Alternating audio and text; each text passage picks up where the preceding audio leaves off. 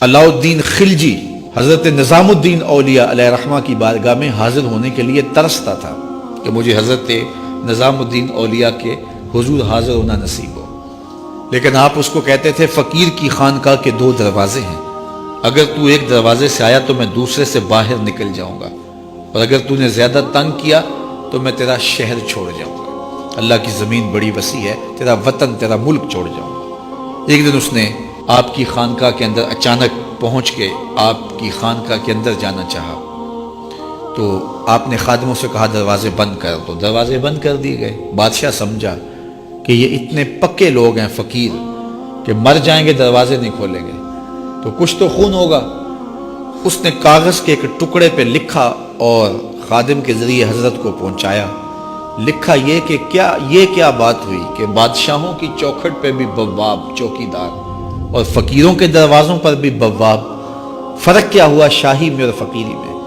تو حضرت نے کاغذ کے ٹکڑے کی پشت پر لکھا فرق یہ ہے کہ بادشاہوں کے دروازوں پر جو بواب ہوتے ہیں وہ فقیروں اور سائلوں کو روکنے کے لیے ہوتے ہیں، اور فقیروں کی چوکھٹ پہ جو بواب ہوتے ہیں وہ بادشاہوں کو روکنے کے لیے ہوتے ہیں۔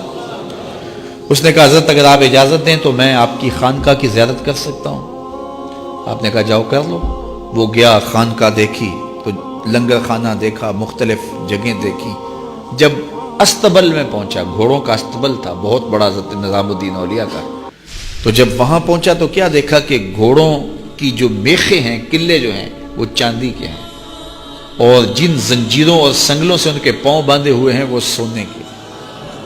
تو بادشاہ کو پھر شرارت سوجی تو اس نے پھر کاغذ کے ٹکڑے پہ لکھ کے حضرت کو بھیجا، یہ کیا ہوا؟ بادشاہوں کے پاس بھی سونا اور فقیروں کے پاس بھی سونا چاندی، تو فرق کیا ہوا بادشاہوں اور فقیروں میں؟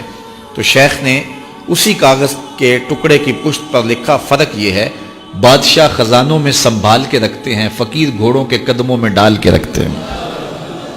تو ان کے نزدیک سونے چاندی کی اہمیت کیا ہوتی ہے؟ جب بہار چین، یہ بہت بڑا قیمتی قالین تھا، ایران جب فتح ہوا حضرت فاروق اعظم کے زمانے میں، تاریخ پڑھیں تو یہ بہار چین ایسا قیمتی قالین تھا کہ اس زمانے میں اگر کسی کو وہ بہار چین پہ بٹھا دیتے تو وہ ساری زندگی ناز کرتا کہ میں بہار چین پہ بیٹھا ہوا ہوں۔ تو حضرت عمر کے زمانے میں جب ایران فتح ہوا تو وہ بہار چین قیمتی جو قالین تھا وہ اونٹوں پہ لاد کے مدینے بھیجا گیا، اور جب وہ مال غنیمت اترا اور اس میں بہار چین بھی تھا تو لوگوں نے پوچھا کہ کیا کیا جائے؟ کسی نے کہا مسجد نبوی میں بچھا دیا جائے، تو حضرت عمر نے کہا یہ اس قابل کہاں ہے کہ مسجد نبوی میں بچھایا جائے؟ تو کہا کہاں رکھا جائے؟ مسجد نبوی سے باہر جہاں لوگ جوتے اتارتے تھے، حضرت عمر نے آرڈر دیا کہ یہاں بچھا دو، لوگ جوتے صاف کر کے مسجد میں جایا کریں۔ جس قالین پہ زمانے کو ناز تھا وہ قدموں میں بچھا ہوا تھا۔ یہ اسلام کا مزاج ہے۔